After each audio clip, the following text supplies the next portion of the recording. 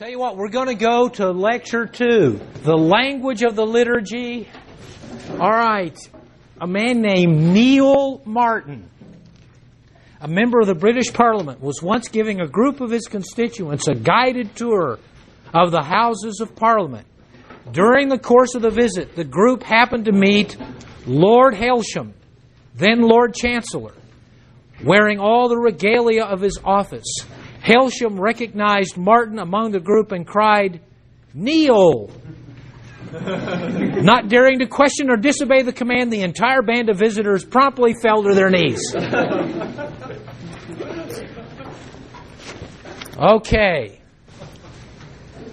The liturgy is a language of glory.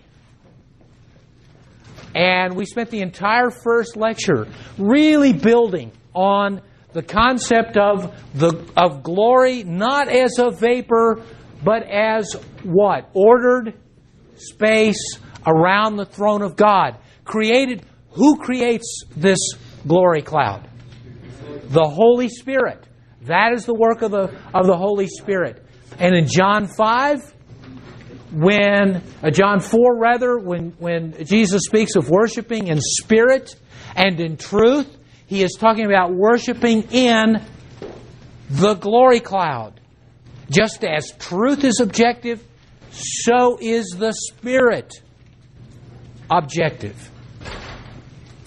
So, glory is actually a glory cloud of ordered space around the throne of God. B, this language has grammar, syntax, dialect, and accent. The last talk explained the biblical principles of the liturgy of glory. This talk builds and concerns the syntax of the language of the liturgy. Syntax explains how the grammar fits together. The syntax of the language of liturgy is the biblical theology of the scriptural principles themselves and how they work together. So we've looked at some foundational scriptural principles, but now we want to move into the mindset of the biblical theology of Scripture. And this is really an exciting step to take in understanding Scripture. It begins to comprehend how the parts relate to the whole, how things fit together. So first of all, under syntax, the syntax of the tabernacle, temple, biblical theology of worship. This is another quote from Alan Ross, his book, Recalling the Hope of Glory. The Garden of Eden was a sanctuary, the place where the people had access to the living God. And because God was there, every good and beautiful gift from God was also provided for their delight and benefit. In time, Israel built a sanctuary and then a temple patterned after paradise. Not only to recall the memory of paradise, but also to rekindle the hope of glory in the paradise to come. Everything in the sanctuary of the temple spoke of a reordered world with the Creator at the center, recalling the original creation, but anticipating what was yet to be in the world to come. Solomon took it to a grand scale, placing huge columns in front of the temple to represent the pillars of the earth and a huge laver of water in the courtyard to represent the sea. Levinson explains that the temple was the epitome of the world, a miniature cosmos. As such, it was to communicate that in God's domain there is a peace, stability, and order. The laver in this sacred world symbolized the containment of the chaotic seas, specifically the nations. Under the dominion of the Lord, it was enthroned nearby in the Holy of Holies. Even around Solomon's Sea was arboreal and vegetation symbolism that reflected God's creation. So here's what's going on. Eden is a sanctuary. And after the fall, what did God do with Adam and Eve after the fall in relation to Eden? Kicked them out. Okay, he drove them out. Closed the sanctuary. He closed the sanctuary. Good. So the question is, what becomes the new sanctuary? Well, ultimately, the new sanctuary becomes the tabernacle / temple. The temple is a glorified tabernacle. It is the eschatological fulfillment of the tabernacle, because that movement from tabernacle to temple helps us to understand the development from the alpha space of worship to the omega space of place of worship. The glorification process that goes on from tabernacle to temple. Now, inside the tabernacle and temple, God tells them very specifically how it was to be designed. And according to Dr. Ross's insights here, and he's not the only one, there have been many other scholars to note this, the tabernacle looked like Eden. The ceiling was made of porpoise skins to be blue. On the walls were painted trees. The tabernacle was a microcosm of Eden, the sanctuary, the original sanctuary of God. The tabernacle was a moving paradise in their midst. So worship is to be this sacred paradise in our midst, which helps you understand why churches have been decorated the way they are, in part. All this Edenic imagery inside great churches. Moving on to the temple pattern. Look at the end of your notes. You've got some pictures of the temple. You notice this picture right here. You have these very developed zones. Okay, out here becomes the court of women, then you have the holy place, then you have the Holy of Holies. Now with the tabernacle, these zones are not as accentuated as they are in the temple. But when Scripture speaks of a very developed liturgy and place of worship, it starts talking about the temple as a model. Go over to where you have the temple in the time of Christ. Now notice you have the women's court, and then as you move to your left across the page, you have this semicircle. Those were steps of ascent. Then you come to the altar of sacrifice. Then you come to the Holy of Holies. All right, now notice that if you were coming to worship God, you would enter over here to the far right at the court of women. And you would come through this court, and then you would come to the Nicanor gate just before the altar of sacrifice. Of course, beyond the altar of sacrifice, only the priest could go into the holy place and the Holy of Holies. Now, keep this temple pattern in mind, because we go down to Hebrews 13. Notice that in the New Testament, it assumes this temple pattern of worship. It says, we have an altar from which those who serve the tabernacle have no right to eat, for the bodies of those animals whose blood is brought into the holy place by the high priest as an offering for sin are burned outside the camp. Therefore Jesus also, that He might sanctify the people through His own blood, suffered outside the gate. Hence, let us go out to Him outside the camp, bearing His reproach. For we do not have a lasting city, but we are seeking the city, the glory cloud city which is to come. Through Him then, let us continually offer up a sacrifice of praise to God. That is, the fruit of the lips that give thanks to His name, and do not neglect doing good and sharing, for with such sacrifices God is pleased. So the symbolism of the liturgical environment reflects the theology of the temple in its architecture and design. In your handout sheet, look at the back of the page, which is a picture of the interior of synagogue worship. This is how synagogues were laid out. Synagogues were laid out after the model of the temple. When the Jews were scattered, when they were dispersed around the world, and they were driven away from Jerusalem, They created little houses of worship called synagogues. Syn, S-Y-N, is Greek for with, goge, assembly, assembling together, the synagogue. That's what it meant. And they designed their synagogues. Look at the pattern here. On the far right is what it develops to be. Now, if you turn it sideways like this, you have a little miniature temple. Now, look on the back of this page. This shows you the design of early Christian places of worship. Turn it on its side like this. You see the similarity between early places of Christian worship, the synagogue / the temple. What were they doing? What were they thinking? They understood that the temple was the model for worship. That the synagogues imitated that pattern. That's why, there have been some who've tried to argue that we draw our worship patterns from the synagogue, not the temple. What's wrong with that argument? The synagogue drew its pattern from the temple. That just reflects someone who doesn't understand the architecture of the synagogues.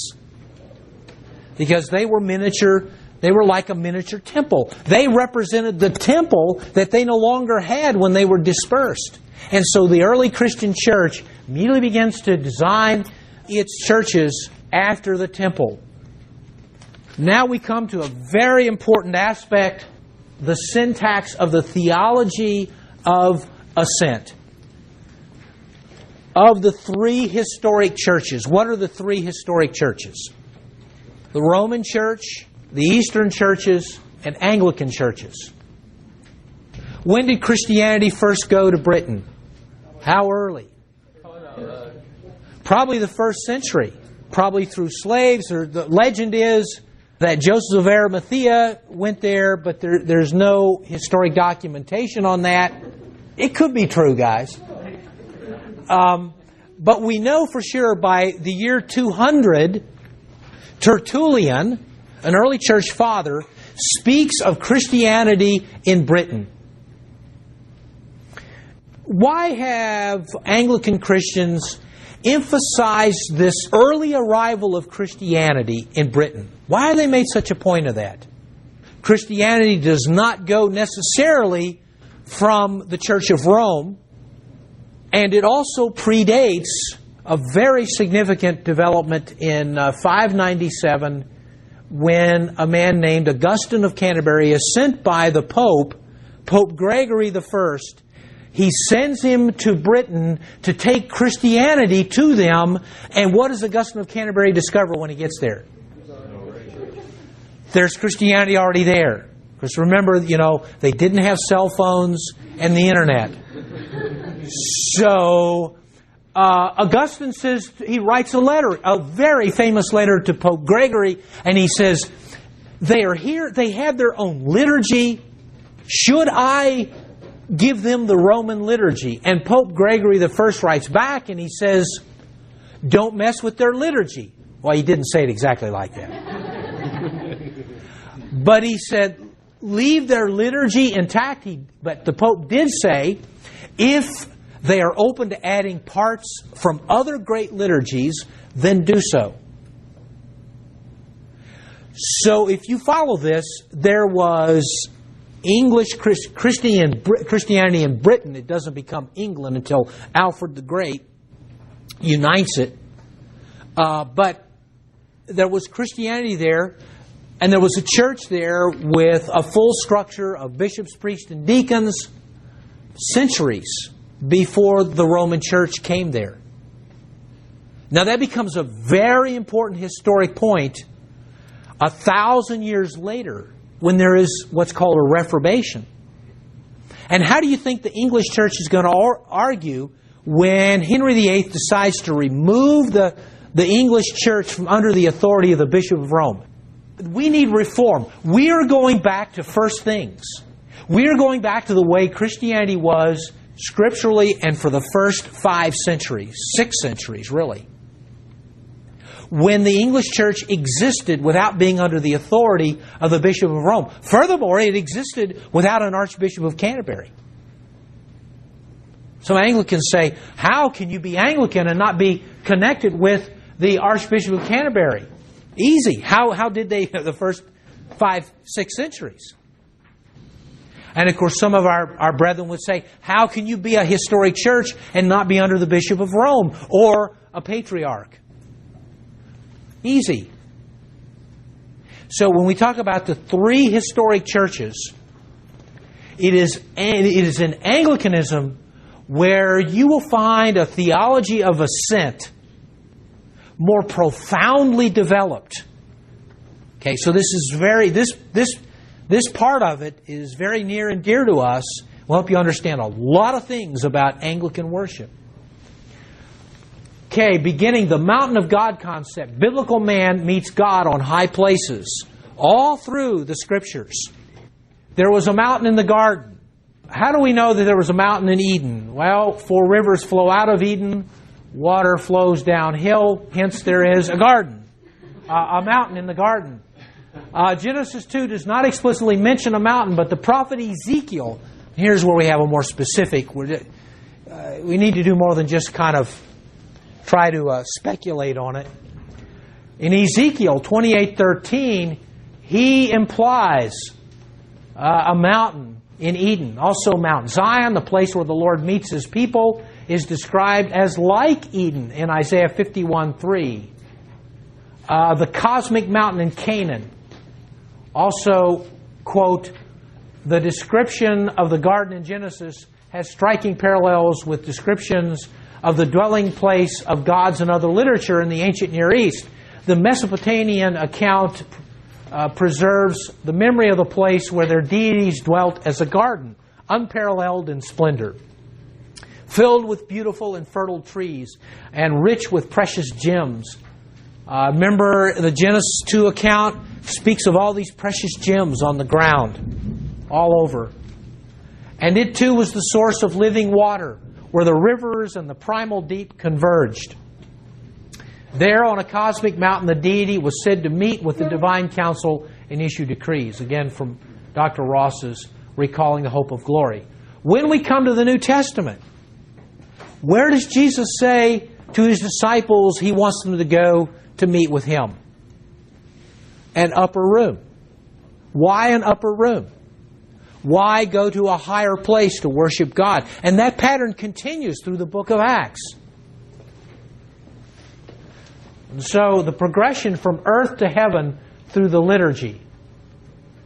Again, in Dr. Ross, like the Garden of Eden, the sanctuary was the place where heaven and earth converged.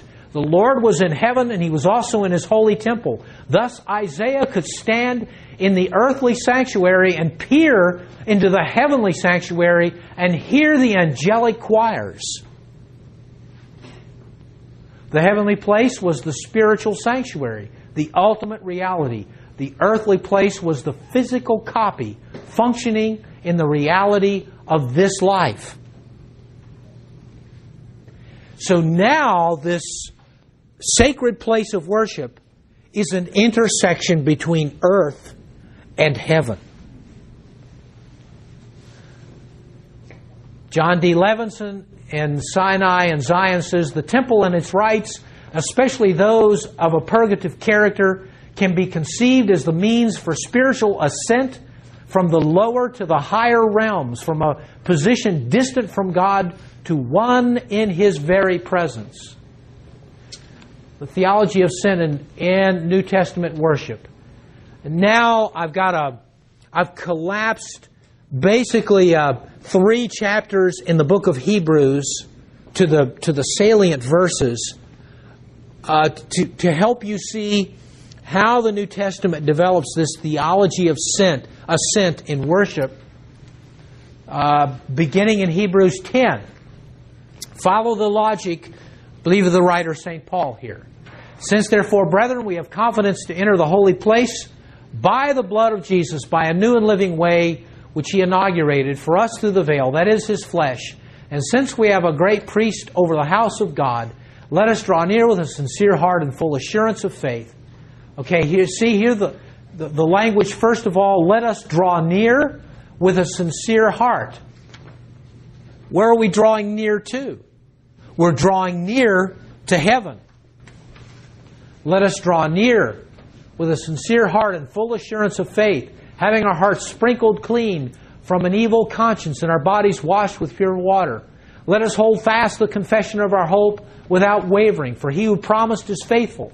And let us consider how to stimulate one another to love and good deeds, not forsaking the assembling together as is the habit of some, but encouraging one another, and all the more as you see the day drawing near. So meeting together, worship, assembling together as Christians is drawing near to another sphere, to heaven. Therefore do not throw away your confidence, which has a great reward. But we are not of those who shrink back to destruction, but of those who have faith to the preserving of the soul. Now faith, and this is Hebrews 11, faith is the assurance of things hoped for, the conviction of things not seen. For by it the men of old gained approval. And all these, having gained approval through their faith, did not receive what was promised, because God had provided something better for us. You know, in Hebrews 11, it lists all these Old Testament saints who by faith claimed those promises, but they did not see them take place. But they did gain approval, these men of old. And all these, having gained approval through their faith, did not receive what was promised, because God had provided something better for us, so that apart from us they should not be made perfect. Now we come to Hebrews 12. Notice the flow here. Therefore, since we have so great a cloud of witnesses surrounding us. Where are clouds? Well, they're up high, right?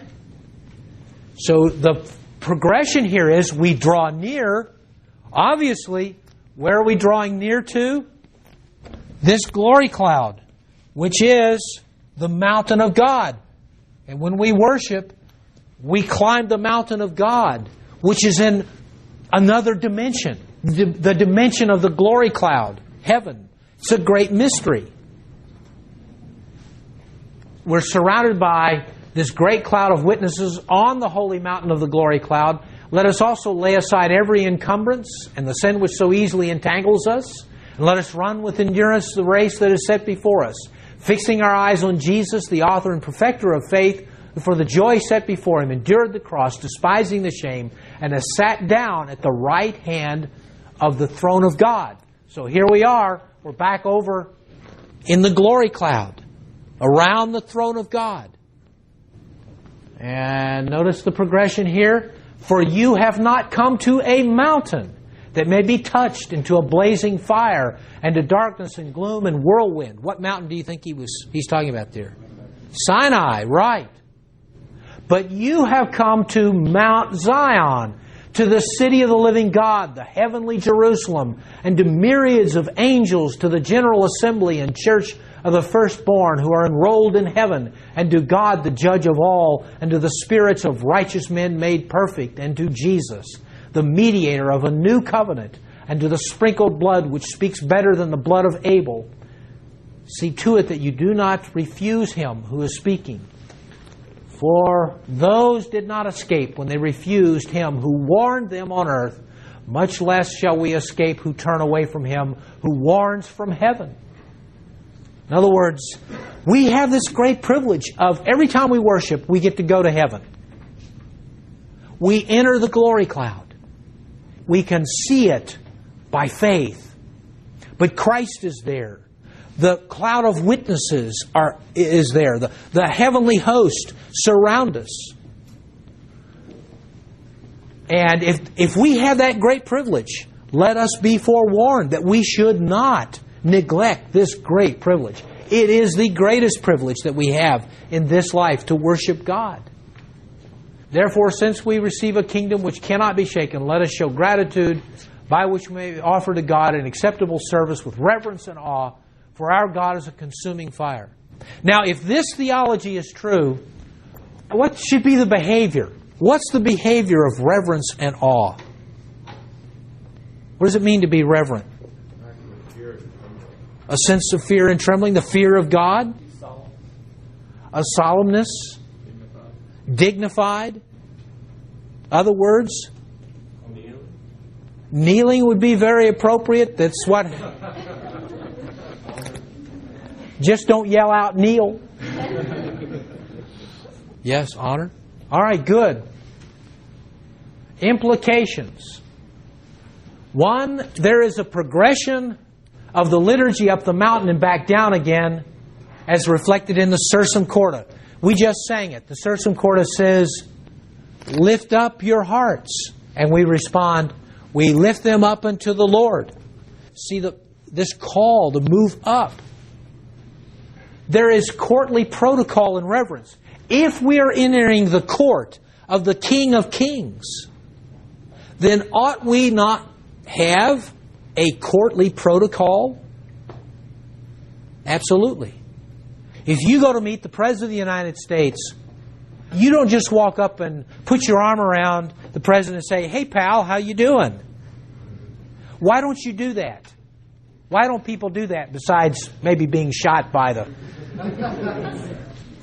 Why don't you do that? Respect? Does it mean he can't be your friend? No, he can be your friend, but when you go in to meet a person in a position of leadership, a king, a president, there is special protocol. In fact, if you ever are given the privilege of going in to meet with a monarch or the president, they spend time telling you what you are to do, how you are to behave, what you are to say and what you're not to say. Because when you approach a king, your talk, your time becomes very special. And so in the history of the church, based on this theology of the glory cloud and of ascending to the mountain of God, up the mountain of God, there is a protocol. And that's really what the liturgy is.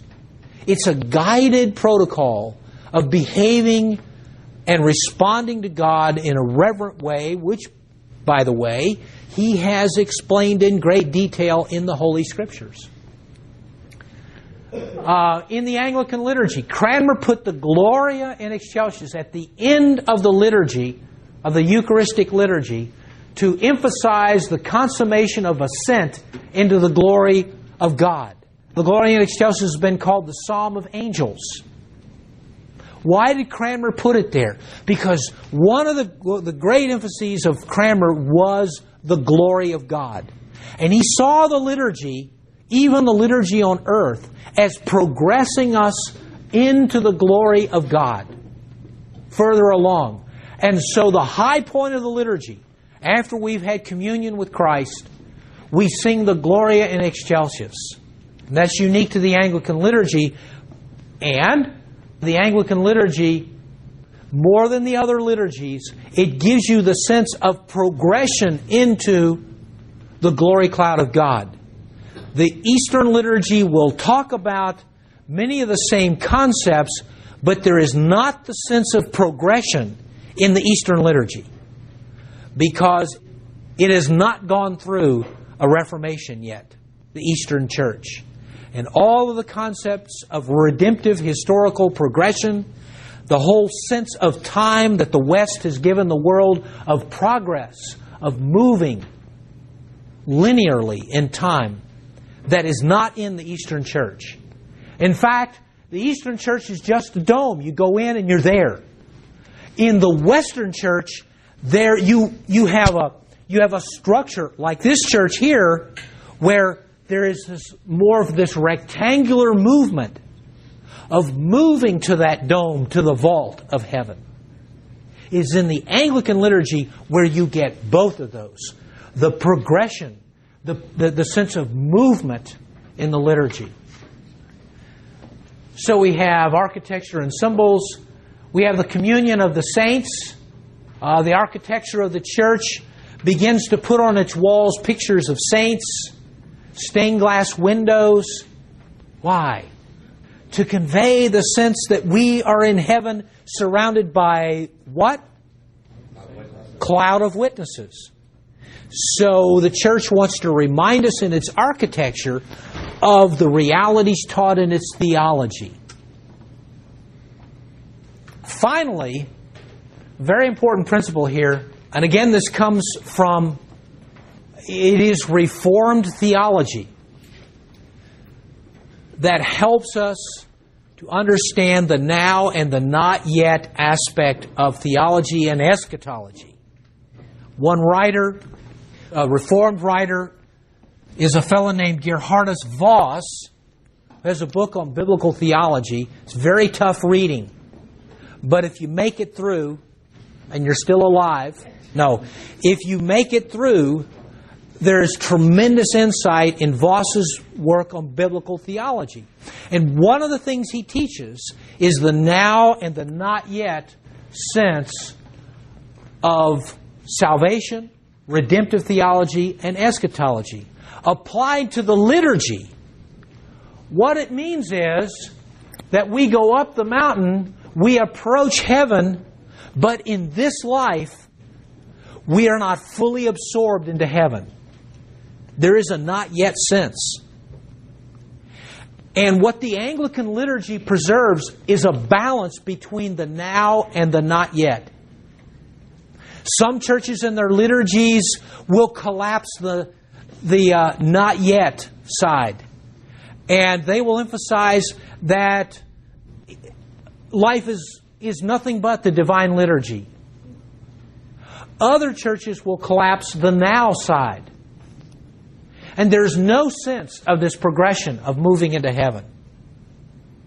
The great strength of a historic church that goes through the Reformation recovers a balance of both. So that in the Anglican church liturgy and culture and life, we have both. This rich sense of worship, but we also have this very dramatic emphasis on life coming off the mountain, of rearranging culture to reflect the theology that we learn in the liturgy. One more on theological patterns. The syntax of penitence, based on the lines of sanctity, okay? Now, some of you already said it. If you believe that you're progressing up this mountain of God in worship and you're drawing near in worship to God, it means we find ourselves exposed by the light of God to see that there are things in our lives that we need to change. You know, you get up early in the morning and you don't want anybody to turn the lights on because you've had your eyes closed and the light will cause pain to your eyes. And so you stumble into your closet and you pull something out. Maybe some of you will pull something off the floor. And you put it on, and then now your eyes are a little more adjusted, and you turn on the light, and you look down, and you see a big spot. Well, when it was dark, you didn't see the spot. You turn on the light, you see the spot. When you draw into the presence of God, it exposes dark spots in our walk with God. Sin. Now, I give you a quote from Alfred Edersheim in his classic work on the temple, where he talks about a concept called the lines of sanctity. This is another very important teaching to understand why the Anglican liturgy is set up the way it is, why Cranmer did what he did in reforming the late medieval Mass to produce the Book of Common Prayer. Here's what he says. In general, as the camp in the wilderness had really consisted of three parts, the camp of Israel, that of the Levites, and that of God, so they reckoned three corresponding divisions of the holy city.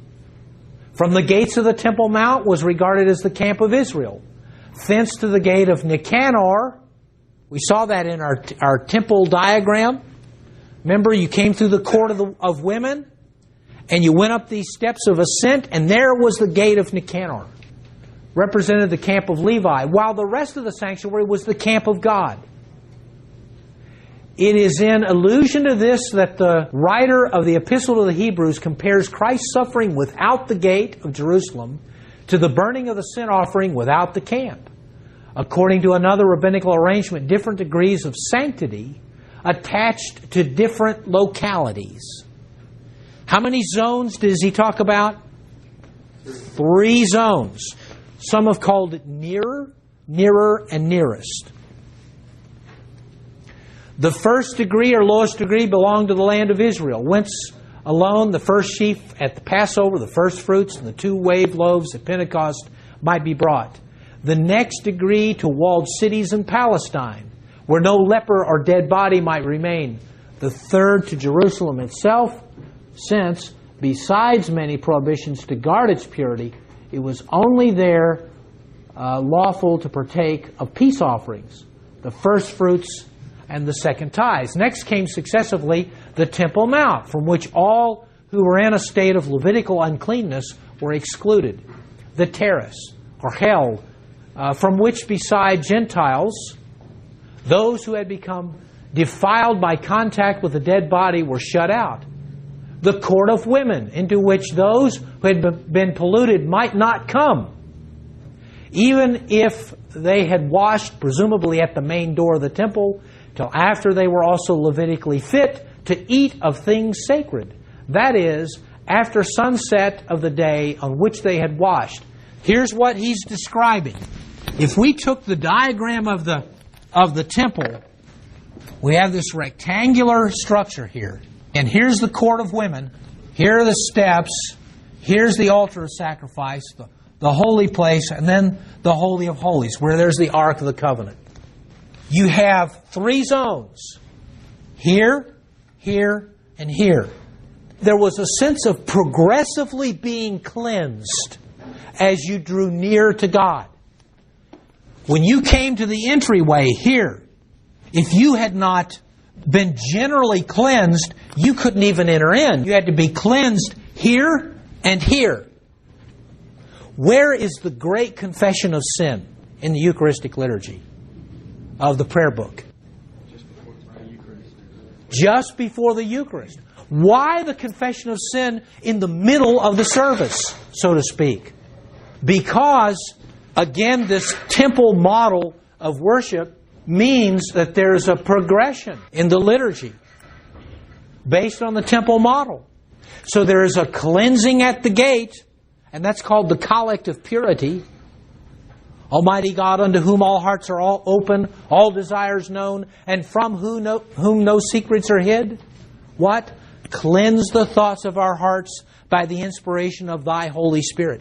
So there's a cleansing at the very beginning, a general cleansing, but it is not until we've gone through the ministry of the Word and we're properly prepared that we come to the great confession of sin. Because now we are going to partake of the sacrifice of God.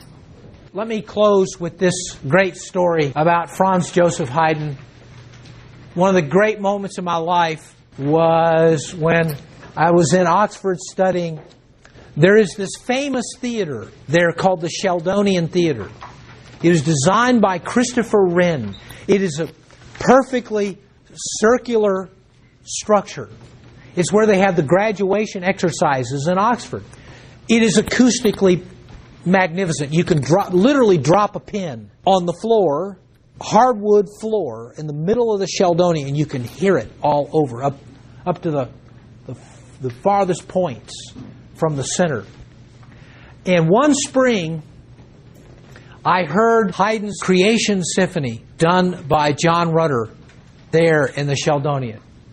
Franz Joseph Haydn was present at the Vienna Music Hall where his oratorio, The Creation, was being performed. Weakened by age, the great composer was confined to a wheelchair. As the majestic work moved along, the audience was caught up with a tremendous emotion. When the passage, "And there was light," was reached, the chorus and orchestra burst forth in such power that the crowd could no longer restrain its enthusiasm. If you've heard it, I mean, it's a very moving part there. The vast assembly rose in spontaneous applause. Haydn struggled to stand and motioned for silence. With his hand pointed toward heaven, he said, "No, no, not from me, but from thence comes all." Having given the glory and praise to the Creator, he fell back into his chair, exhausted. Now, the sense of what we're talking about in the Divine Liturgy is to bring us to that moment where when we enter before God, we are compelled to say, there. Point away from ourselves. It's not about me. Worship is not about me. Worship is about there, from whence comes it all. I'll leave you with this. One time when traveling with my family, we went to the famous Ely Cathedral. And my youngest son, Austin, was probably about 4. And a professor from Cambridge was showing us around Ely Cathedral, and we lost track of Austin. And I mean, Ely Cathedral is one of the largest cathedrals in the world. It's actually bigger than Canterbury. It's huge, and we were at the back. And so we're all kind of looking around, and then I happened to look up to see the high altar, and there is Austin kneeling before the high altar. Kneeling. And several people touring the cathedral, it caught their attention. I mean, this was a very moving picture here of a young child kneeling before this glorious high altar. And I was kind of wondering how long this was going to last. In fact, I was praying it would get over really quickly. And so after a while, Austin stood up and he walked back to me. And we had gone down because I don't know how he got down there. But he came back to me and I said, "Austin, I mean, that's really a wonderful thing that you went and knelt before God's altar. Why did you do that?" And he said, "Dad, I don't know. It's just this place." That's what it's about. Because the glory cloud is what takes place when we worship God.